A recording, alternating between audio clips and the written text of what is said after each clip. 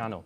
We now move on, and Islamist militants from the Allied Democratic Forces, a group linked to the Islamic State, killed 89 civilians in a series of brutal attacks between November the 13th and the 19th in the Libero area of North Kivu in the Democratic Republic of Congo.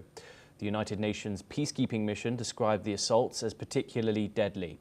Authorities say the victims included whole families, and some of the attacks involved mass killings and arson. The Congolese government has vowed to intensify military operations against the ADF, calling for the hunt of terrorists to be doubled down on. The ADF, originally from Uganda, has operated in the DRC for years and pledged allegiance to ISIS in 2019. We're now joined by Ayanuga Olugbenga. Paul, he's a public affairs analyst. He joins us live from Lagos in Nigeria. A terrible, tragic attack, Ayanuga. What more can you tell us about the group responsible for it?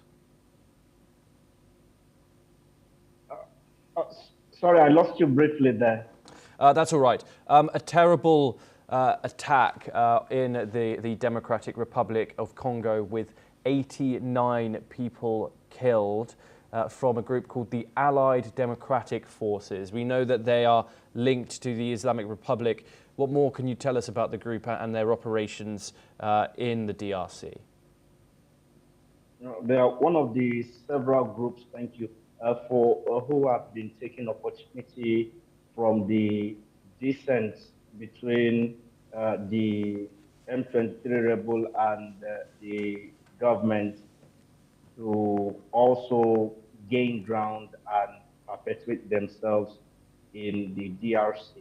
And I think they are one of the people that the M23 rebels are alluding to, that if this rebel group continues, local rebel group continue to wreak havoc, then the road to peace is still very long, because despite the signing of the agreement on November 15, there are a lot of contentious issues that are yet to be resolved, that are under negotiation. Out of the 8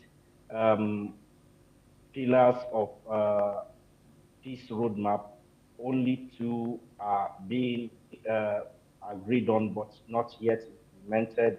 And the only 2 that have been implemented is the Joint Oversight Committee to adjudicate on disputes and monitor the implementation, and then the return of refugees and internally displaced people. But what is making that really hard is all these groups who are also springing up, that apart from the M23 rebel, both the governments and the M23 rebel have to contend with, because all of them are local warlords, if I have to call it that, in the region, and they are also acting to get a piece of the pie, a piece of the action, and probably that if they show themselves threatening enough, maybe they would also be invited to the negotiation table.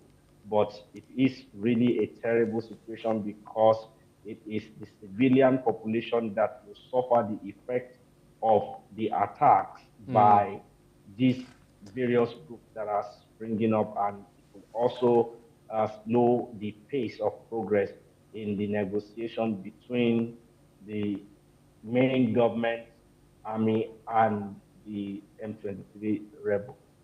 Yes, Ayanuga, do stay with us as we have further updates coming out of the DRC for our next story. The M23 rebel group says that discussions with the Democratic Republic of Congo government in Doha will continue in the coming weeks, despite violations of a ceasefire. The group's chief negotiator, Benjamin Mbombina, says that the talks will focus on key issues, including humanitarian access, judicial guarantees, and the modalities for the release of prisoners. He also warned that the ongoing clashes with local armed groups could threaten the implementation of the peace framework agreement. Meanwhile, Congolese spokesperson Patrick Muyaya earlier said that Kinshasa will not cede any territory in the Doha negotiations, and also stressed that the country's territorial integrity is non-negotiable as the government remains committed to restoring peace in the east. Once again, joining us is Ayanuga Olugbenga Paul. Thank you very much for joining us once again.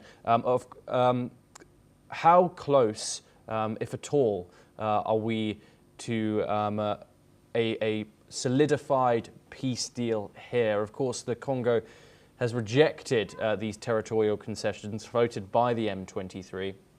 How far along are we to a final deal?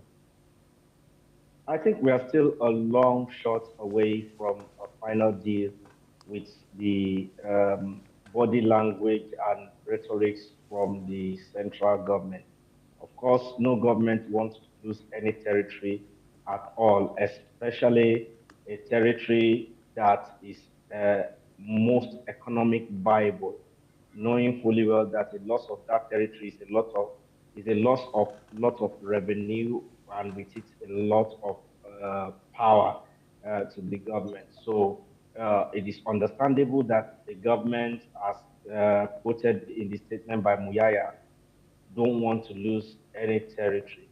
But then the M23 rebel too, who have firmly secured the territory, would not want to give it up. So if we want to be realistic and not play politics with the lives of the civilians who are trapped in the crossfire between the government and the M23 rebel forces, if you ask me, I might not be correct, but I will say let only people who want to stay together as a country be a country.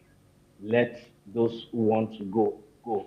You know, it is the laziness of ideas and ideals that is making many African governments and government leaders to fight for territories that are rich in resources because they do not have other means to generate funds. There are so many countries in the world who do not have what we can term natural resources or, materials under the earth that they can tap for money.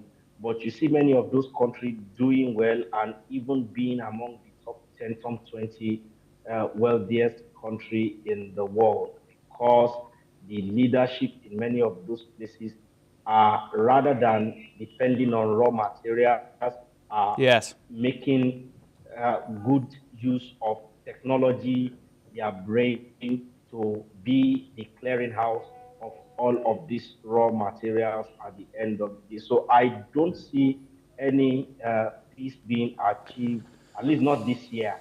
If at all there is going to be any tangible progress, we look to 2026 and beyond.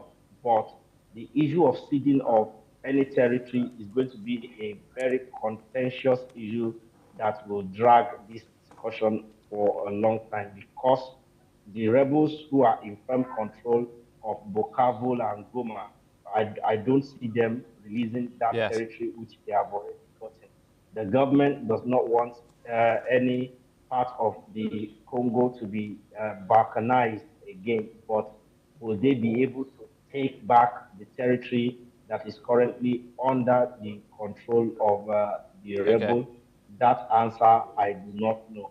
But what I know is that in the process of trying to take back, then the ceasefire agreement will continue to be breached and a lot of civilian casualty will continue to get recorded.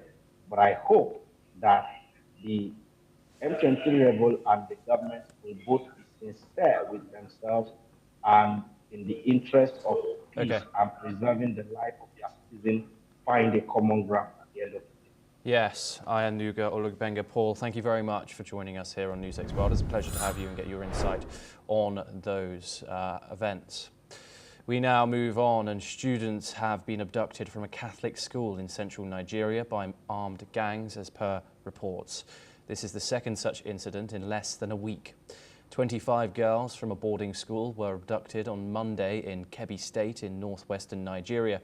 Out of the girls missing, one reportedly escaped. Niger State Police have said that their tactical units and the military have been deployed to search for the pupils. Now, in a separate attack on a church in western Nigeria, armed men killed 2 people during a service that was recorded and broadcast online. Dozens of worshippers are believed to have been abducted in the incident. The gunmen are now demanding a ransom of $69,000 per worshipper, as per the reports. The chaos and the series of attacks in Nigeria comes a week after US President Donald Trump threatened military action over what he described as targeted killings of Christians in Nigeria. However, the government there has rejected those claims.